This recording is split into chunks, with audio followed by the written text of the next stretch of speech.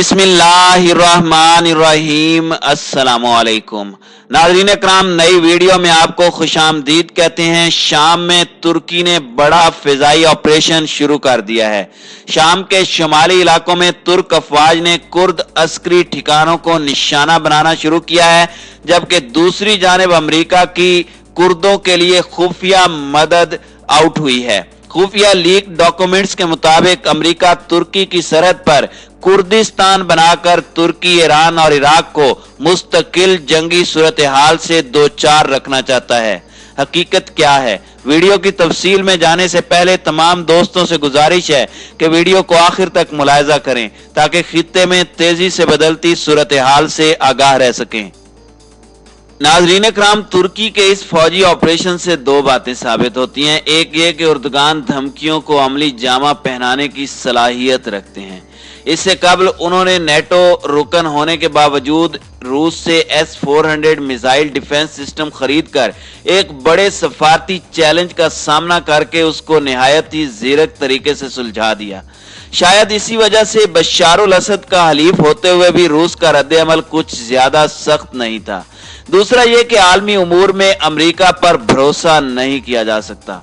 गुज़श्ता हफ्ते बुध की रात को तुर्की के दारुल हुकूमत अनकरा की फिजाएं जंगी तैयारों की घन गरज से गूंज रही थी। मालूम हुआ कि तुर्क अफवाज ने दरियाए फुरात के मशरिक में शाम के शुमाली इलाकों में कुर्द अस्करी ठिकानों पर ऑपरेशन शुरू कर दिया है। अमेरिकी नेशनल सिक्योरिटी इंतजामिया के खुफिया डॉक्यूमेंट के अफशा होने के बाद यह तकरीबन तय था कि तुर्की इस इलाके को महफूज बनाने के लिए कोई सख्त और रास्त कदम उठाने वाला था। आलम इस्लाम के कई मसाइल में कुर्दों का आलमिया भी पिछले 100 सालों से किसी तस्वीर का मुंतजिर है। जंग अजीम अव्वल के खात्मे के बाद जब आलमी ताकतों ने तुर्की की खिलाफत उस्मानिया के हिस्से बखरे करके उर्दन, इराक और दीगर ममालिक इसकी कोख से बरामद करवाए तो उम्मीद थी कि शायद अरबों की तरह कुर्दों को भी कोई इलाका तफवीज कर दिया जाएगा, मगर इस्तेमारी ताकतों ने इलाकों की तकसीम ही इस तरह की कि ये खिता हमेशा अदम इस्तेकाम का शिकार रहे और वक्तन फवक्तन इनको मुदाखलत करने और असला बेचने का मौका मिलता रहे। नाज़रीन इकराम, कुर्द अक्सरियती इलाकों को ईरान, आर्मीनिया, इराक, शाम और तुर्की में तकसीम करके न सिर्फ कुर्दों बल्कि इन ममालिक के लिए भी मुसलसल दर्द सर का सामान मुहैया करवाया गया। कुर्दों की आबादी अब तकरीबन 25 से 30 मिलियन के करीब है, जिनमें अक्सरियत मुसलमानों की है, मगर ईसाई, पारसी, इजदी, इसरानी, यस्मानी और यहूदी भी काफी तादाद में मौजूद हैं। चूंकि ईरान, इराक, शाम और तुर्की की सूरत में इनका रास्त मुकाबला मुस्लिम हुक्मरानों के साथ ही होता है, इसलिए पिछले 100 सालों से मगरबी ममालिक इनको किसी न किसी मुल्क के खिलाफ इस्तेमाल करती आई हैं। जब ईरान मगरबी ममालिक को आंखें दिखाता है तो वहां कुर्द अस्करियत जोर पकड़ती है, और जब इराक में सद्दाम हुसैन को सबक सिखाना था तो शुमाली इराक में कुर्द बगावत फूट पड़ी। शाम और तुर्की में भी इनको वक्तन फवक्तन इस्तेमाल किया गया। जो ही इन ममालिक के हुक्मरानों के साथ मगरबी ममालिक के ताल्लुकात इस्तेवार हुए, कुर्द अस्करियों को रद्दी की टोकरी में फेंका गया। वाकयात का ये तसलसल पिछले 100 सालों से जारी है। इन ताकतों के दोहरे पैमानों का अंदाजा इस बात से लगाया जा सकता है कि इराक में बरसरे पैकार जिन कुर्द अस्करी तंजीमों को यूरोप, अमेरिका और अक़वाम मुत्तहिदा ने दहशतगर्द करार देकर पाबंदी लगाई थी, यही अस्करी शाम और तुर्की पहुंचकर मुजाहिदे आजादी कहलाते हैं। तुर्की के सदर रजब तैयब उर्दगान ने ऑपरेशन का ऐलान करते वक्त मगरब की इस दोहरी पॉलिसी को खूब निशाना बनाया। तुर्की में उर्दगान की हुकूमत ने उनको मगरिब के पंजे से निकालकर मेन स्ट्रीम सियासत में उनकी हिस्सादारी किसी हद तक यकीनी बनाने की कोशिश की। कुर्द पार्टी PDP के इस वक्त तुर्की पार्लियामेंट में 62 अरकान मौजूद हैं। नाज़रीन इकराम, 2011 में जब शाम में बशारुल असद की हुकूमत के खिलाफ अवामी बगावत शुरू हुई तो तुर्की और मिस्र की मोहम्मद मरसी हुकूमत ने इसकी हिमायत की। मरसी को जल्द ही इक़्तिदार से फारिग कर दिया गया। बशारुल असद ने फौज कशी करके अवामी बगावत को सख्ती के साथ कुचला, जिसके नतीजे में अपोजिशन ने अस्करी रुख इख्तियार करके फ्री सीरियन आर्मी तश्कील दी और जल्द ही कामयाबियां हासिल करके कई इलाकों में हुकूमत कायम की। इस दौरान इराकी शहर मूसल में इस्लामिक स्टेट या दाइश का ज़हूर हुआ।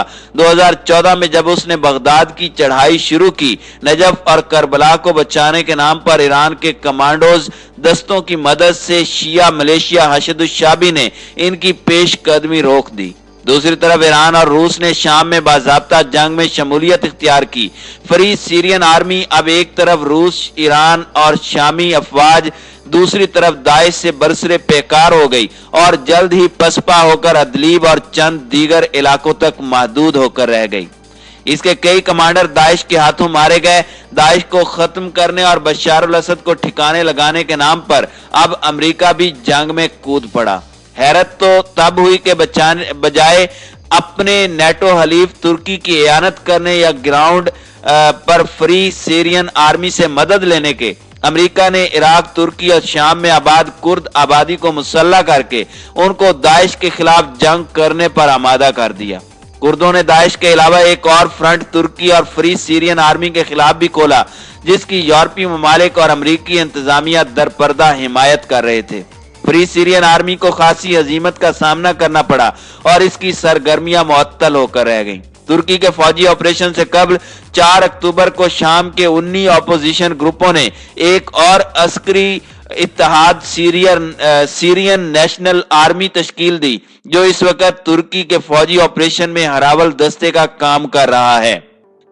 नाज़रीन इकराम, अमेरिकी नेशनल सिक्योरिटी की खुफिया दस्तावेजात के मुताबिक कुर्दों से वादा किया गया कि दाइश से लड़ने के एवज शुमाली शाम में तुर्की की सरहद पर एक मखसूस पट्टी को अरबों से खाली करवाकर उसको बसाया जाएगा और इस इलाके को खुद मुख्तार कुर्द इलाके के बतौर तस्लीम किया जाएगा।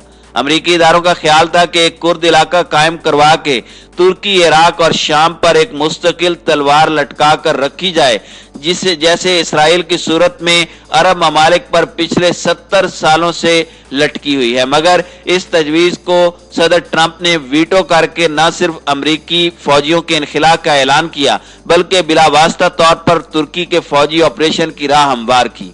अमेरिकी डॉक्यूमेंट्स के मुताबिक, जिसके खालिक साबिक वजीर दिफा जिम मैट्स से, अमेरिका और मगरबी ममालिक के लिए लाजिम है कि कुर्दों की कुर्बानियों को मद्देनजर रखते हुए उनको एक अलहदा मुल्क के क़याम की करने में मदद दें। मैट्स अमेरिकी फौज के इनखिला के सबसे बड़े नाकिद थे। नाज़रीन इकराम, मगरबी ममालिक के इस मंसूबे का तोड़ करने के लिए सदर उर्दगान ने तजवीज दी कि सिरिकानी और तेल अबियज कस्बों के दरमियान 16-18 किलोमीटर लंबी और 8 किलोमीटर चौड़ी पट्टी को अमन कॉरिडोर बनाकर वहां तुर्की में मौजूद 30 लाख शामी पनाह गजीनों को बसाया जाए और वहां इंफ्रास्ट्रक्चर और दीगर जरूरियात जिंदगी के लिए सामान मुहैया करवाए जाएं। उर्दगान ने पेशकश की कि तुर्की के इदारे इसके लिए बेशतर वसाइल मुहैया कर देंगे।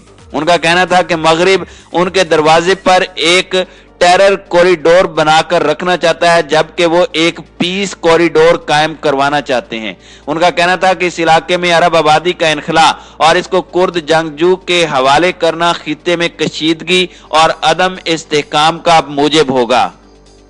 नाज़रीन इकराम, शाम की सूरत हाल में जितनी पेचीदगियां दिन ब दिन पैदा हो रही हैं, उनमें उन रेफ्यूजियों के वापस अपने घर जाने के इम्कानात मादूम होते जा रहे हैं और लगता है कि उनको मुस्तकिल तुर्की में ही क़याम करना पड़ेगा। इस इलाके में तुर्की अगर अब वाकई अमन बहाल करने में कामयाब हो जाता है तो उनकी वापसी की राहें खुल जाएंगी। बजाय फौजी ऑपरेशन को तवालत देने के, उर्दगान को बस इसी एक नुक्ते पर तवज्जो मरकूज करके कदम उठाने की जरूरत है।